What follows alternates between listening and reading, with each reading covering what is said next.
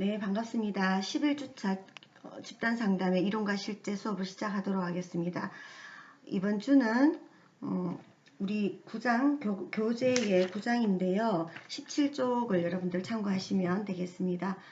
117쪽의 교류 분석 집단 상담에 대해서 여러분들 지난 학기에 우리가 다른 이론들은 다 제가 여러분들하고 공부를 했는데 교류 분석 같은 경우에는 지난 학기에 제가 그 부분은 이제 빼고 수업을 했어요. 그래서 아마도 교류 분석 집단 상담에 대해서 여러분들이 좀 이론적으로나 여러 가지로 아마 생소하신 분들이 더 많을 거라는 생각이 들어요.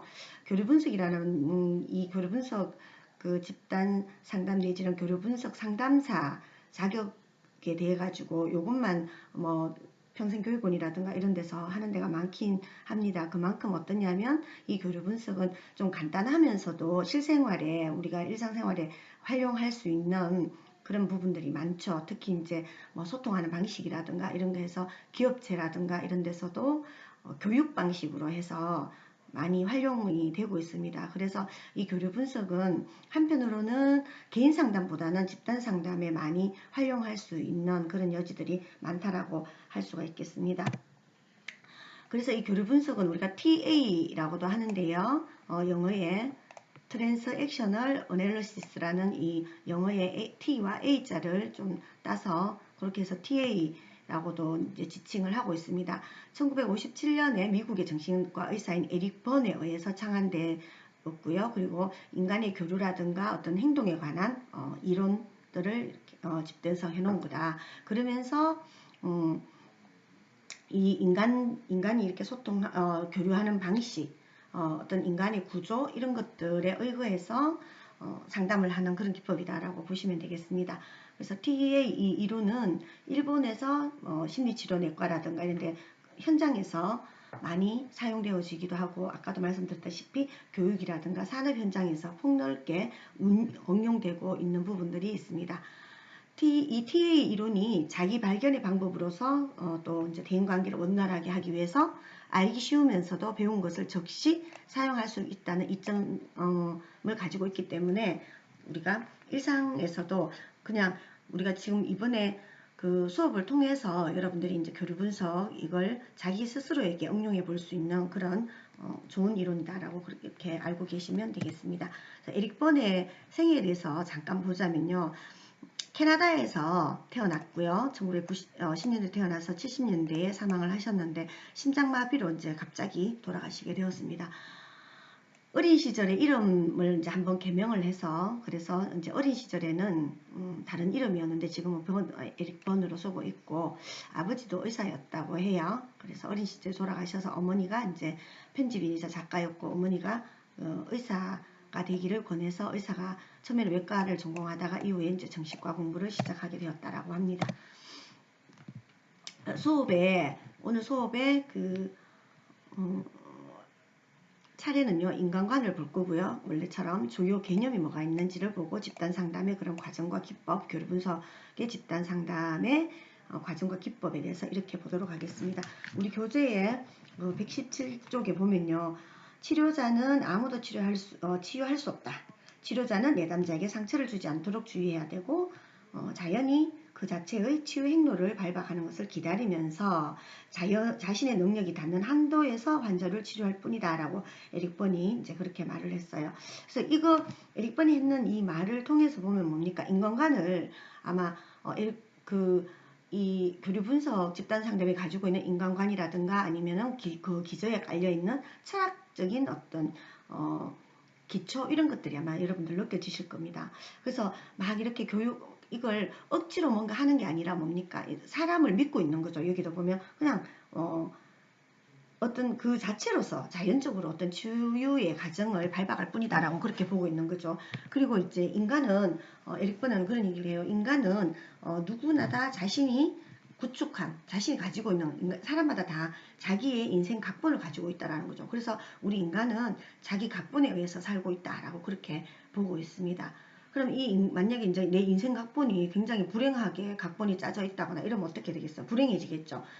그러면은 어떻게 해야 되는가? 그 불행한 인생 각본을 새롭게 새롭게 개선하고 변화해야 된다라고 그렇게 보고 있습니다. 자, 인간관부터 한번 보도록 할게요. 인간관은 번은 정신분석에서 시작했어요. 그렇지만 이 정신분석에서 시작해서 게슈탈트 치료까지 결합한 형태의 그 상담의 이 어떤 그 접근 방법을 택하고 있어요.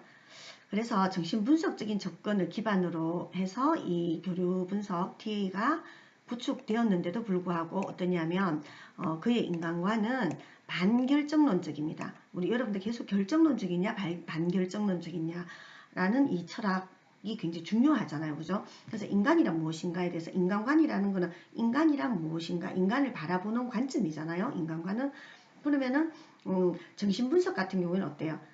프로이트의 정신분석은 인간은 이미 결정된 존재라고 보는 거죠. 인간이 가지고 있는 본능적인 어떤 그런 것들로 인해서 인간은 결정된 존재다라고 그렇게 보고 있다라면은 우리가 인간 중심 상담이라든가 이런 것들 어때요? 결정론적이지 않죠. 결정되어 있지 않는 거죠. 인간은 선택, 매 회마다 어떤 성장하면서 어른이 되면서도 계속해서 어떤 선택의 기로에 서게 되고 그걸 어떤 선택을 하는가에 따라서 인간의 삶은 달라진다라고 보는 거거든요. 그래서 마찬가지로 이 교류 분석 같은 경우에도 TA도 반결정론적입니다. 결정론적인 게 아니라 그래서 이 신기한 게 정신분석적인 접근을 기반으로 해서 구축되었지만 그런데도 불구하고 반결정론적이다. 정신분석을 믿긴 해요. 의식이라든가 뭐 이런 것들 믿긴 하지만 그렇지만 완전히 결정되어지지 않는다라는 거죠. 왜냐? 인간은 이후에도 변화하고 그러니까 인생 각본이라는 말을 하는데 그 각본이 어린 시절에 짜여져 있다 하더라도 그 각본을 우리는 변화시킬 수 있다라는 거죠. 그렇기 때문에 반결정론자다라고 반결정론적으로 인간을 바라보고 있다. 이렇게 여러분들이 보시면 되겠습니다. 그리고 에릭 버는요, 기본적으로 인간을 어떻게 봐요?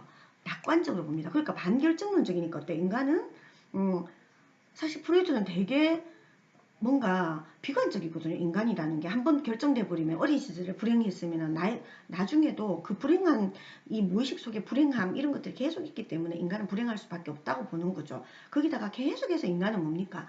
어떤 그 본능이 자꾸 인간을 괴롭히는 거죠. 괴롭히고 그래서 어두운 그 어두움 속에서의 계속 이제 갈등하는 인간이잖아요. 프로이트가 보는. 그래서 인간을 굉장히 비관적으로 본다면은 에릭 번은 그게 아니라 굉장히 낙관적으로 봤다. 낙관적으로 봤다. 그러면 어찌 보면은 성선설에 기초했다라고 그렇게 볼 수가 있겠습니다. 인간은 누구나 다 태어날 때 굉장히 소중하게 다 태어났다라고 보는 거죠. 누구나 다 공주, 왕자로 다 태어났다. 그리고 인간은 누구나 다 처음에는 다 수용할 수 있는 모든 걸 다 수용할 수 있는 백지 상태에 모든 걸 다 수용할 수 있는 그런 존재로 태어났다. 하지만 뭡니까? 양육 과정에서 부모의 어떤 그 양육의 태도라든가 또 사회적인 환경이라든가 이런 것들로 인해서 인간은 그 어떤 좀 슬픈 일이라든가 이런 것들이 인간을 지배하는 것이지 인간을 어떤 그 여러 가지 특성을 보이는 것이지 결코 비관적인 존재가 아니라고 그렇게 보고 있는 거죠. 그래서 인간과는 굉장히 낙관적이다. 그리고 설사 과거에 불행한 사건이 있었다 할지라도 자신의 어떤 사고나 감정 그리고 행동을 조화롭게 재구조화할 수 있는 능력을 가지고 있다라는 겁니다. 얼마나 그러니까 여러분들 인간중심 상담에서도 어때요? 이런 생각을 하고 이런 그 칼로저스가 인간은 뭡니까? 어떤 자기 실현 경향성을 가지고 있다고 했죠. 자기 실현 경향성을 자기 자신을 좀 더 괜찮게 만들기 위해서 노력하는 존재다. 또 아들러도 어때요? 정신분석에 기초했잖아요. 하지만 어떻게 보고 있어요? 인간은 열등감을 누구나 다 가지고 있다. 하지만 그 열등감을 극복하기 위해서 조금 더 우월한 존재가 되기 위해서 우월감을 추구하면서 인간은 점점 더 발달할 수 있다라고 그렇게 보는 거거든요. 그래서 이제 여기 우리 에릭 번 같은 경우는 재구조화라고 그렇게 이제 이야기하고 있습니다. 그러니까 우리가 그 인생의 각본이라든가 뭐 이런 것들이 다 구조화된 거거든요. 인간이 어떤 구조화 속에 들어가 있다라고 본다면은 그러면 우리는 어떻게 다시 재구조화할 수 있는 능력을 가진 그런 긍정적인 존재다라고 그렇게 에릭 번은 보고 있는 거죠. 그래서 인간은 자율적인 존재다라고 보고 있고요. 자유롭다. 자유롭다. 그리고 뭡니까? 선택할 수 있는 존재로 보고 있습니다. 그리고 한편으로는 책임질 수 있는 존재다라고 그렇게 보는 거죠. 그래서 게슈탈트 상담에서 펄스가 가지고 있었던 펄스의 어떤 그 게슈탈트 상담의 인간관도 뭡니까? 책임질 수 있는 존재, 그 실존주의적인 존재다. 인간은 실존의 삶을 살고 있는. 자기가 자기의 선택을 하고 또 거기에 대해서도 책임질 수 있는 존재다라고 그렇게 보이고 있는 것이죠. 그러면 주요 개념들을 한 개씩 보도록 하겠습니다. 여러분들 우리 책에 보면요. 인간관에 있어서 주요 개념인데요. 구조기능 분석, 그 다음에 구조기능 분석 안에 자아 상태가 있습니다. 구조기능 분석 안에 자아 상태가 있는데 부모 자아 상태, 부모 자아 상태, 성인 자아 상태, 그 다음에 어린이 내지는 아동 자아 상태, 이렇게 이제 구조 기능 분석의 면에서 자아 상태 중심으로 자아를 중심으로 해서 구조 기능 분석을 하기도 하고요. 그 다음에 심리적인 욕구, 주요 개념적으로 심리적인 욕구로 자극 갈망, 인정 갈망, 구조 갈망, 그리고 교류 유형을 또 분석합니다. 교류 유형을 분석해서 보완적인 교류, 상보적인 교류라고도 하고 교차적인 교류라고도 하고 이면적인 교류라고도 합니다. 그리고 인생 태도, 인생 각본이라고도 해요. 아까 인생 각본이라는 말을 썼잖아요. 인생 각본으로서 자기 긍정, 타인 긍정, 자기 긍정, 타인 부정, 자기 부정, 타인, 이렇게 해서 4개의 어떤 그 인생 각본, 인생 각본에 대한 분석. 그래서 이제 우리가 교류 분석이라고 이렇게 그 TA라고 한다고 했잖아요. 이 상담의 이름을, 이론 이름이 교류 분석인데, 이 교류 분석에서는 분석을 한다라는 거죠. 우리 인간의 어떤 소통 방식을 분석하고, 그리고 자아 상태를 분석하고, 인생의 그 사람이 가지고 있는 인생 각본이나 인생 태도, 이런 것들을 분석하기도 하고, 그리고 심리적인 욕구 내지는 심리적인 욕구, 이걸 이제 또 분석하기도 하고 어떤 심리적인 욕구를 가지고 있는가 이런 것들을 분석하기도 하는 그런 이론을 가지고 있습니다. 그러면 한 개씩 보도록 하겠습니다. 여러분들 그 개념으로도 이해하고요. 그리고 이 교류 분석이 가지고 있는 중요한 어떤 그 이론적인 토대로서의 이 개념을 여러분들이 이해를 하시면 되겠습니다. 그러면은 구조 기능 분석인데요. 이 에릭 번에 의하면은 우리 인간은 3가지의 자아 상태를 가지고 있다. 조금 더 자세하게 이제 하게 되면은 부모 자아 상태에서 비판적인 부모와 양육적인 부모, 그리고 성인 자아 상태는 이제 더 이상 구분하지 않았고요. 그리고 아동 자아 상태는 자유스럽고 순응하는 자아 상태, 이렇게 해서 이제 5가지로 그 자아 상태를 구분하고 있습니다. 여러분들 우리가 자아라고 하면은 정신 분석할 때 여러분들 배웠죠. 에고가 자아잖아요. 그럼 이 에고 상태를 우리 에고 상태를 분석한 거예요. 우리 인간은 이렇게 이제 에고의 상태, 자아의 상태가 사람마다 조금씩 다르다라는 거죠. 그래서 5가지 자아 상태를 처음 크게는 PAC라고 해서 부모 자아 상태, 부모 자아 상태, 그 다음에 어른 자아 상태, 그 다음에 아동 자아 상태 내지는 어린이 자아 상태, 이렇게 이제 이야기하고 있어요. 그래서 부모 자아 상태는 영어로 parent라는 이 말을 써서 P, 그 다음에 A 자아 상태는 어른 자아 상태는 A라고 해요. A는 adult 해서 성인, 어른, 그 다음에 아동 내지는 어린이 자아 상태는 child라고 해서 C, 그래서 PAC. 교류 분석에서 구조기능 분석의 이 자아 상태의 3가지는 뭐냐면 PAC. 여러분들 요걸 딱 팍 이렇게 이제 여러분들 팍 와닿게 그렇게 팍 이렇게 생각하시면 되겠어요. PAC입니다. P는 parents, A는 adult, C는 child 해서 3개의 자아 상태가 있다. 부모와 어른과 그리고 아동 내지는 어린이 자아 상태, 이렇게 해서 3개의 자아 상태가 있다 라고 그렇게 보고 있습니다. 자, 그러면은 부모 자아 상태부터 먼저 보도록 할게요. parents ego라고 하는데요. parents ego에서 P라고 합니다.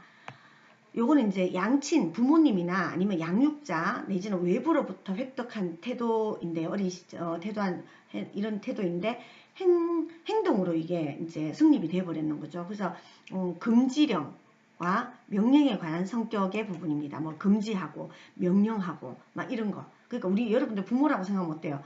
막 이제 항상 아이들한테 이렇게 명령하기도 하고 아이들을 양육하기 때문에 뭐 위험한 데 가지 마라. 이거는 이렇게 해라. 뭐 여러 가지 이제 이런 그 가르침에서 아이들 양육하잖아요. 그런 게 이제 바로 부모 자아 상태다라고 볼 수가 있겠습니다. 그러면은 부모 자아 상태는 비판적인 부모 자아 상태와 양육적인 부모 자아 상태가 있어요. 비판적인 부모 상태를 CP라고 합니다. 여러분들 CP.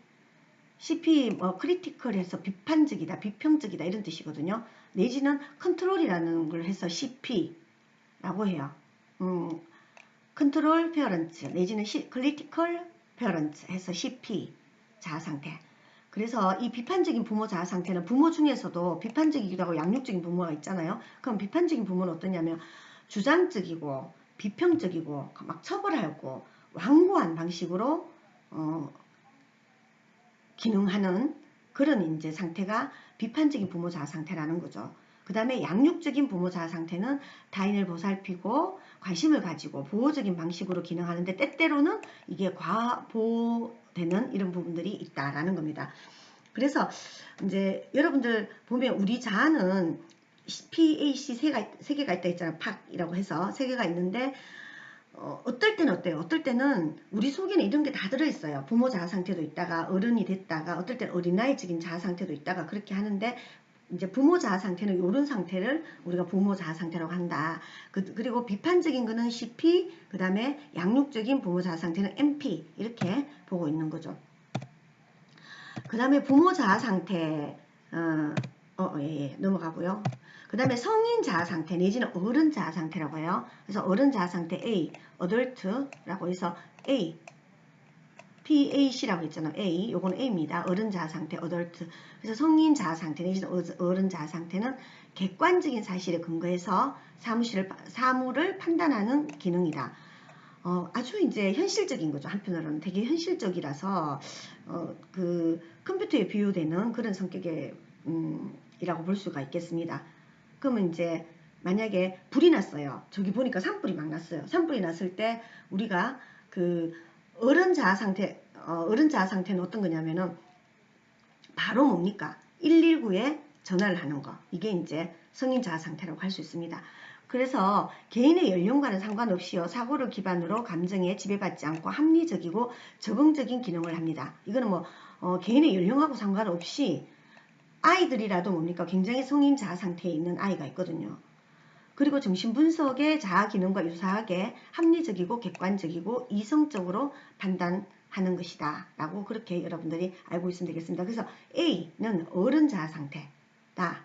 성인 자아 상태, 어덜트 이렇게 그런 자아 상태고요. 그 다음에 아동 자아 상태. 아동의 자아 상태는 본능과 감정과 우리 아이들은 어때요? 아이들은 굉장히 본능적이고 감정적이고 충동적이고 그렇게 행동하죠. 그죠? 그래서 이런 상태를 아동 자아 상태라고 합니다. 그리고 이 자아 상태는 아동에게 자연스럽게 출현하는 충동적인 행동을 포함해서 초기 경험의 기억을 포함하고 있다. 그러면 이 아동 자아 상태 중에서도 자유스러운 어린이 자아 상태가 있어요. Free Child라고 해서 FC가 있고 순응하는 어린이 자아 상태로 Adapt라고 했어요. 적응하고 순응하는 그런 어린이 자아 상태를 AC 이렇게 이제 이야기하고 있습니다. 우리 교재도 보면 이제 자유스러운 어린이 자아 상태는 그 본능적이고 자기중심적이에요. 자기중심적이고 적극적입니다. 그래서 FC가 높고 근마음과 속마음이 같은 사람은 자기 긍정형일 가능성이 높다라고 그렇게 보고 있고 순응하는 어린이 자아 상태 같은 경우에는 근마음과 속마음이 같은 사람은 자기 부정형. 그래서 이런 경우는 굉장히 억압받는 경우 이런 경우에는 어린 시절에 처벌받고 억압받는 경우는 어떻게 했어요? 굉장히 순응하는 어린이 자아 상태가 될 가능성이 많다라고 할 수가 있겠죠. 그래서 우리가 이제 그 목요일 날 우리가 수업을 할 거잖아요. 이번 주가 그러니까 수요일 목요일 원래 여러분들 C반 D반 이렇게 분반해서 수업을 하는데 C반 D반 다 이번 주는 목요일 날 수업을 할 거잖아요. 목요일 날 여러분들 만나서 그때 이 그 자아 상태 에고그램이라고 하거든요. 이고그램 뭐 내지는 에고그램 이렇게 이야기하는데 그거 여러분들 이제 같이 한번 이고그램 검사를 한번 같이 해보도록 하겠습니다. 실제로 만나가지고요. 하도록 하고 그 PAC 이 세 개의 자아 상태 이건 여러분들이 딱 보니까 어때요? 프로이트가 말하는 프로이트가 말했는 그 에고 슈퍼에고 그 다음에 원초화 하고 좀 흡사하지 않나요? 그러면 아동의 자아 상태는 원초화 이드의 상태이고 그리고 에고는 자아 성인 A 상태가 이제 에고 상태이고요. 그리고 슈퍼에고 같은 경우는 뭡니까? 부모 자아 상태, 페어런츠, P의 자아 상태를 나타내는 것처럼 그렇게 아마 느껴졌을 겁니다.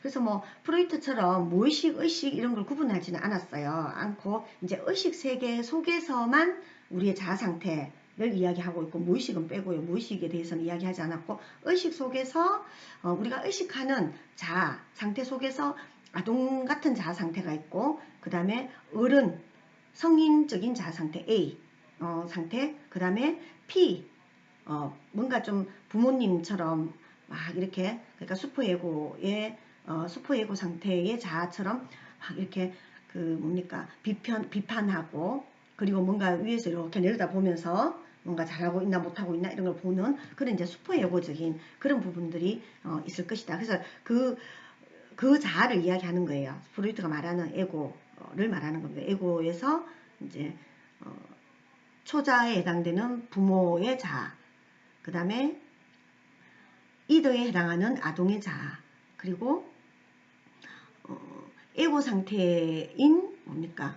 어덜트, 어른 자아 이렇게 이제 세 개로 나누어지게 됩니다. 근데 이 세 개의 자아 상태는 어떠냐면요. 우리가 만약에 나의 자아가 있잖아요. 그러면은 한 가지 자아만을 내가 가지고 있는 게 아니라 사람들은 여러 가지 자아를 다 가지고 있는 거죠. 어떨 때는 내가 부모가 양육적인 부모 태도가 됐다가 또 어떨 때는 약간의 그 비평적인 명령하는 그런 부모 자아 상태를 가지고 있기도 하고 또 아동 같은 막 이렇게 그 자유로운 어린이 같은 그런 자아 상태도 있다가 또 순응하는 그런 자아 상태도 발휘했다가 또 어른 그 성인의 아주 그냥 합리적이고 이성적인 이런 자아 상태도 우리는 다 가지고 있습니다. 그러면은 어떤 자아 상태가 더 많으냐라는 거예요. 내 속에. 그럼 어린이적인 것만 더 내가 이제 자유스러운 어린이 자아 상태가 굉장히 높다. 그러면 아주 창의적이고 그런 부분 반면에 좀 뭡니까? 그 좀 철없어 보이고 감정적이고 뭐 이런 부분들이 있겠죠. 그죠? 그래서 이제 다음 시간에 우리가 대면할 때 여러분들하고 이 검사를 여러분들한테 한번 해보도록 하겠습니다. 해보면 자기의 자아 상태가 어떤지를 보게 됩니다. 근데 이건 나쁘다 좋다라는 의미는 아닙니다. 항상 뭡니까 장점과 단점들을 가지고 있거든요. 그래서 부족한 부분은 내가 만약에 이런 상태다라면 자유스러운 어린이가 너무 많다라면 어떻게 해야 됩니까? 좀 어른적인 A라는 그 어덜트가 조금 더 필요할 것이고 이렇게 이제 풀이해 보시면 될 것 같아요. 그거는 이제 만나서 여러분들하고 한번 해보도록 하겠습니다. 기대해 주시기 바랍니다.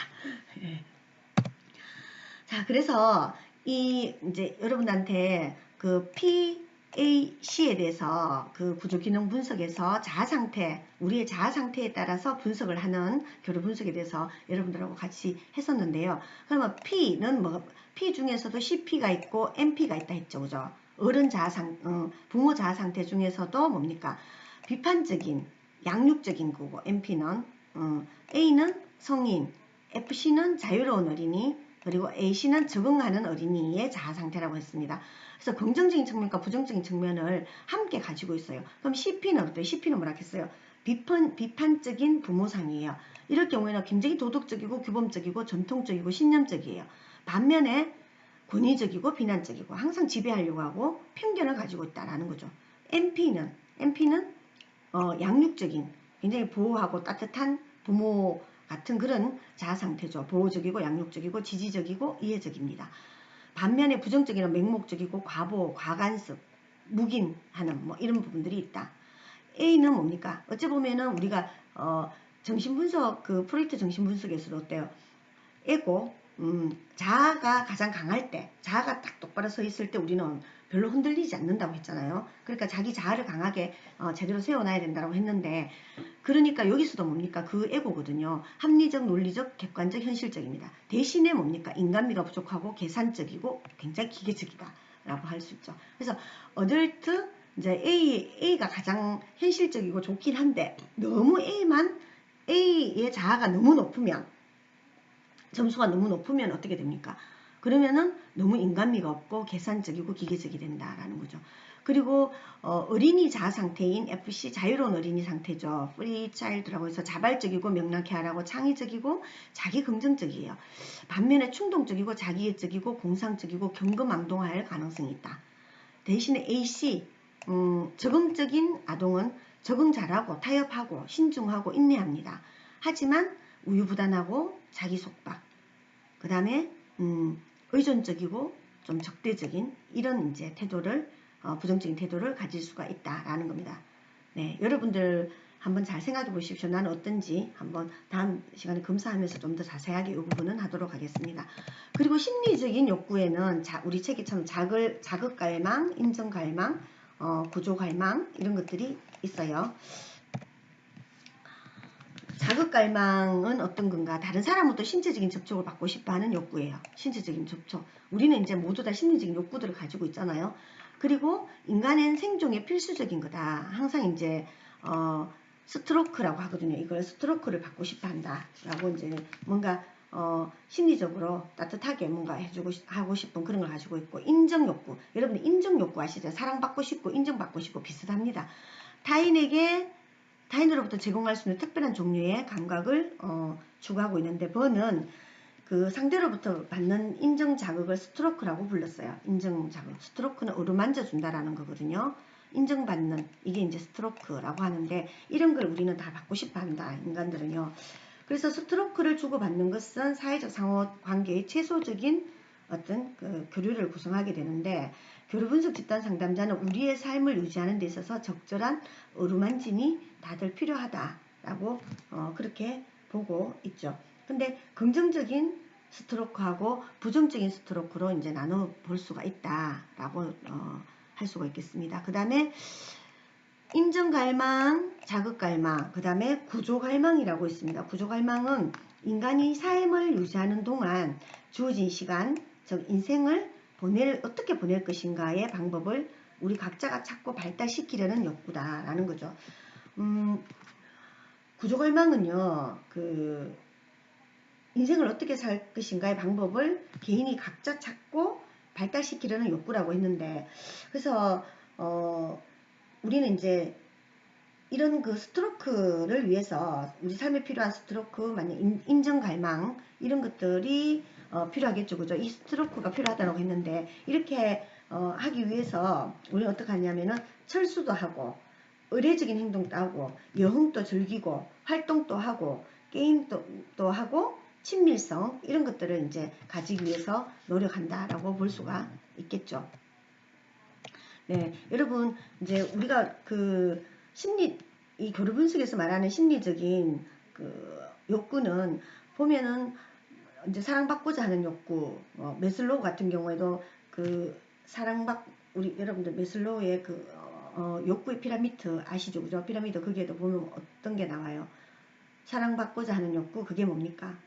삶에서 그야말로 어디에 소속되고 싶고, 뭐 이런 게 다 이제 인간들이 가지고 있는 욕구잖아요. 그래서 이것도 여기 이제 교류 분석 같은 경우에도 자극갈망, 인정갈망, 구조갈망 이렇게 이제 해놓긴 했지만, 어떤 인간들이 가지고 있는 욕구들은 사랑받고자 하는 거, 사회적인 어떤 관계에 형성되고 싶어 하는 거, 그리고 신체적인 중요한 타자로부터 이렇게 신체적인 어떤 접촉을 통해서 친밀감을 형성하고 싶어 하는 사람, 하는 욕구, 이런 게 다 뭐 사랑받고자 하는 욕구, 이런 것과 다 연결되어 있는 것이다라고 볼 수가 있겠습니다.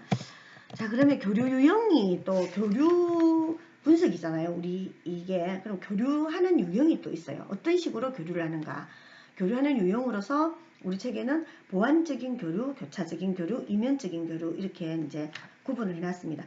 보완적인 교류를 뭐 상보적인 교류라고도 이렇게 하고, 이게 외국어기 때문에 어떻게 이걸 번역하는가에 따라서 상보적 뭐 이렇게도 번역하고 보완적이다라고도 번역을 합니다. 그래서 이 세 가지 교류가 있다 이렇게 보고 있습니다. 그래서 사람들 간에 그 의사소통하는 그런 과정 속에서 우리 인간은 항상 이제 교류를 하는데 이 교류하는 방식에 따라서 이렇게 세 가지로 나눌 수 있다라고 볼 수가 있거든요. 한 개씩 볼까요? 상보적 교류 내지는 보완적 교류다. 이렇게 보고 있어요. 그러니까 여러분들 의사소통이라고 좀 그냥 쉽게 생각하시면 좋을 것 같아요. 이 보완적인 교류는요.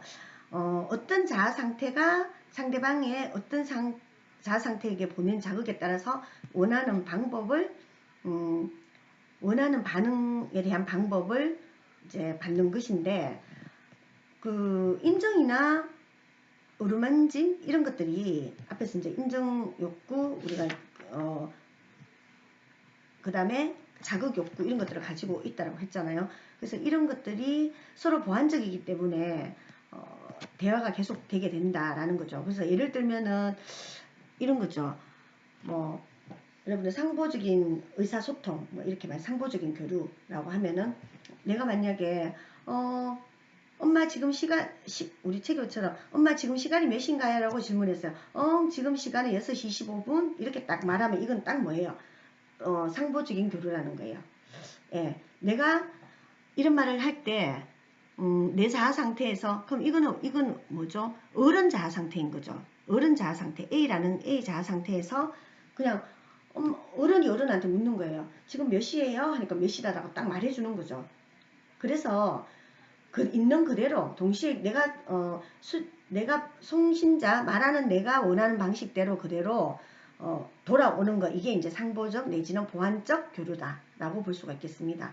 그래서 무서운 영화를 본 후에 아이가 엄마 오늘 밤엔 엄마랑 같이 자고 싶어요 라고 말했어요. 그러니까 엄마가 무서운 영화를 보더니 엄마랑 같이 자고 싶은 모양이구나 라고 말할 때 이거는 뭡니까? 상보적인 보완적인 그런 교류다. 의사소통이 딱 잘 되잖아요. 아이가 엄마 나 같이 자고 싶어 이럴 때 무서운 영화 봤기 때문에 엄마는 우리 아이가 무서운 영화를 봐서 나랑 같이 자고 싶어 하는 거구나 라는 걸 알아채는 거죠. 그리고 지금 몇 시야? 라고 물었을 때 지금 몇 시예요? 라고 대답해 주는 거는 그냥 묻는 사람이 원하는 걸 그대로 대답해 주는 거죠. 서로가 뭡니까? 똑같은 자아 상태라는 거예요. 똑같은 자아 상태. 똑같은 자아 상태. 어른이면 어른 자아 상태, 아이면 아이 자아 상태. 자, 그럼 이거는 뭐예요? 이건 어떤 자아 상태예요? 이렇게 묻는 거. 엄마 오늘 밤엔 엄마랑 같이 자고 싶어요 라고 할 때 이거는 어떤 자아 상태예요? 어린아이죠. 어린아이의 자아 상태라는 거예요. 어린아이 중에서도 어떤 어린아이? 어떤 어린아이에 가까울까요?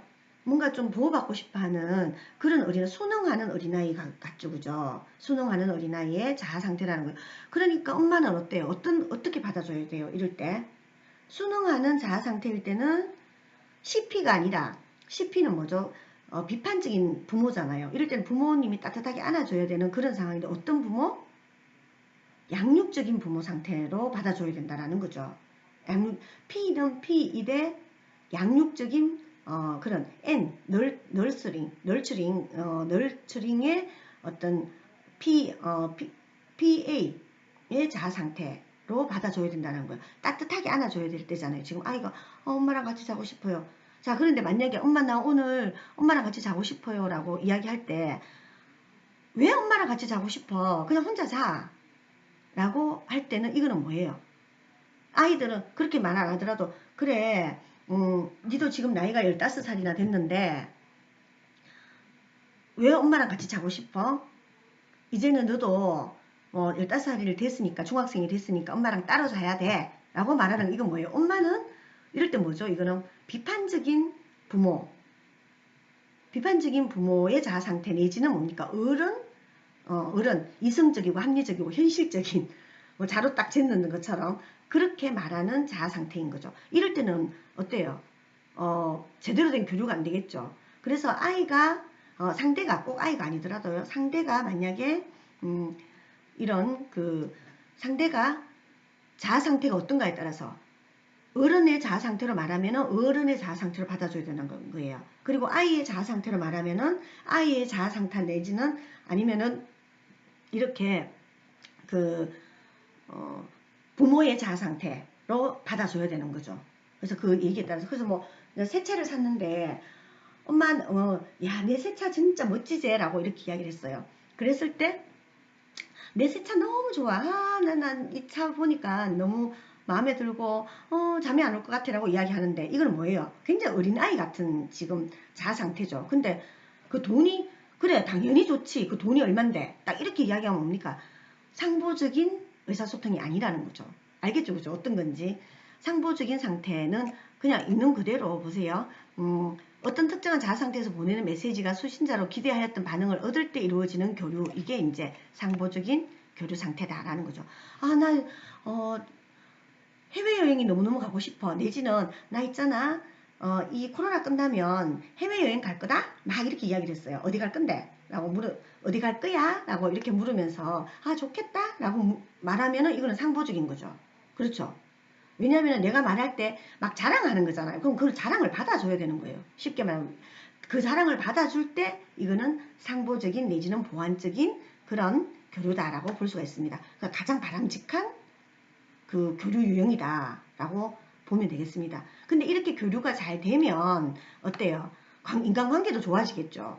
인간관계도 좋아지고 이런 교류를 하는 사람들은 이런 의사소통을 하는 사람들은 사회적으로 굉장히 그 사회성이 발달되어 있고 그리고 사회생활 잘하는 거죠. 그러니까 별로 심리적으로 문제가 없어요. 그런데 이거 한번 보세요. 교차적인 교류, 교차적인 교류인데 기대한 대로 반응이 돌아오지 않는 대화법이에요. 메시지를 보내는 사람이 기대했던 반응을 얻지 못할 때 일어나는 교류인데 이 경우에는 의사소통이 깨지고 상방 간의 긴장과 갈등을 유발합니다. 그래서 대화가 진행되지 못하게 되죠. 야 자녀가 엄마 내 장갑 어디 있어요? 라고 말했어요. 그러면은 만약에 상보적인 교류라면 어때요? 장갑 그 서랍 안에 한번 찾아봐.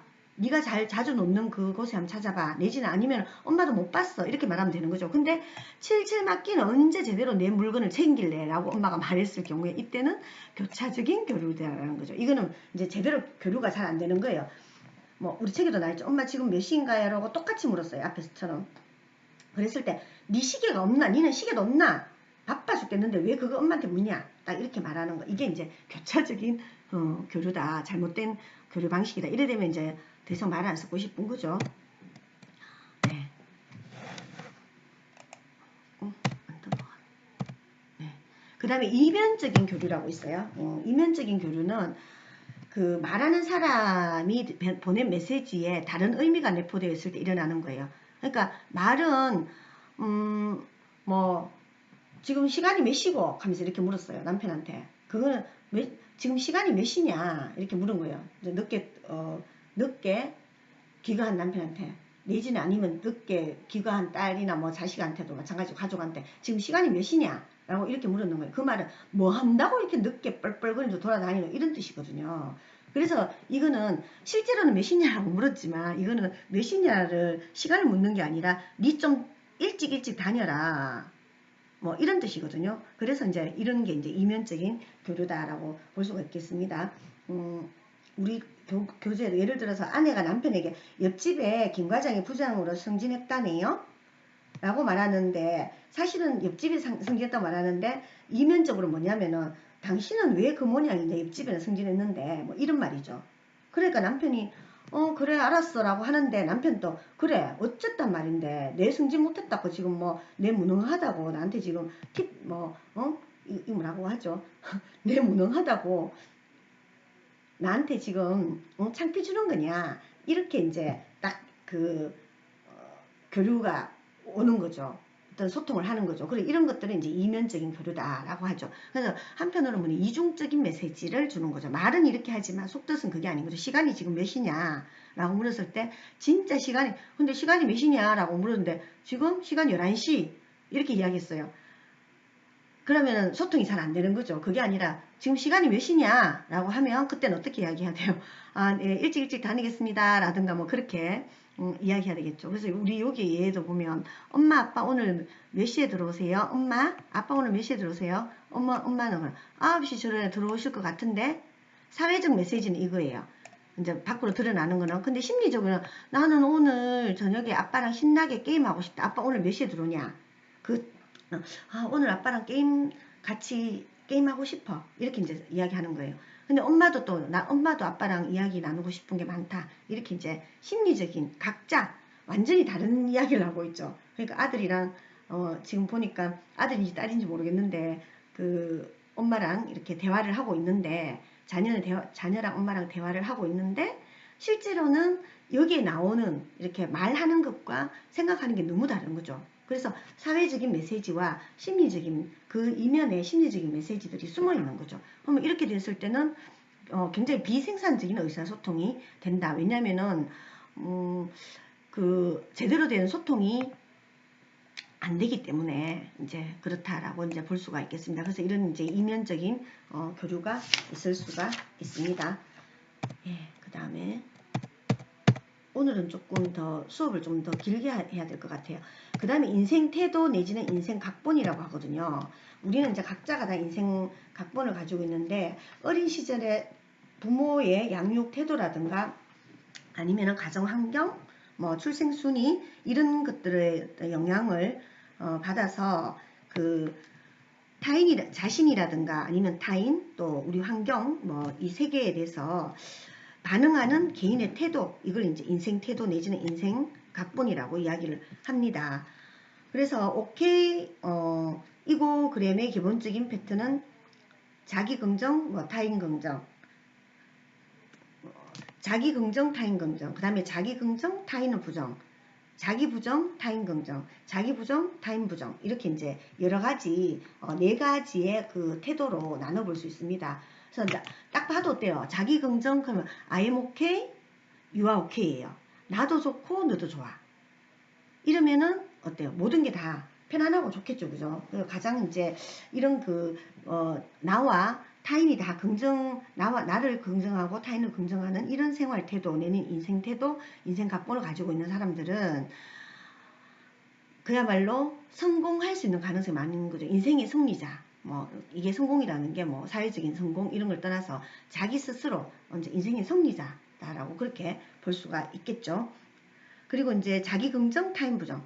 자기는 긍정하고 타인은 부정하는 거. I am okay, you are not okay 라고 이야기를 하거든요. 이런 경우에는 어때요? 나는 좋은데 니는 아니야 라고 이제 하는 거죠. 그래서 조금 더 자세하게 뒤에 하는 거 보도록 할게요. 어릴 때 이제 부모와 주고받은 스트로크를 기초로 형성된 어떤 세상에 대한 기본 태도인데 그 스트로크는 아까 뭐 어루만지는 거라고 했잖아요. 그죠? 어떤 감정에 어루만진 이런 것들을 주고받았는가에 따라서 우리 인생 태도가 이렇게 이제 결정이 된다고 합니다. 그래서 보면 나는 괜찮지, 나는 안 괜찮고 너는 좋아. 그러니까 자기 부정, 타인은 긍정하는 거죠. 그래서 자기에 대해서는 부정적이면서 타인에 대해서는 긍정적인 사람이다. 나도 괜찮지 않고 너도 I'm not okay. You are not okay. 니도 싫고 나도 싫고 다 싫어. 이러면 나에 대한 자존감도 낮고 타인에 대해서도 부정적이 되겠죠. 나는 괜찮은데 너는 괜찮지 않아. 나는 항상 옳아요. 타인은 모든 게 다 타인 잘못이고 타인을 무시하고 타인을 내 잘못을 타인의 어떤 그 잘못으로 돌리는 이런 이제 인생 태도를 가지고 있겠죠.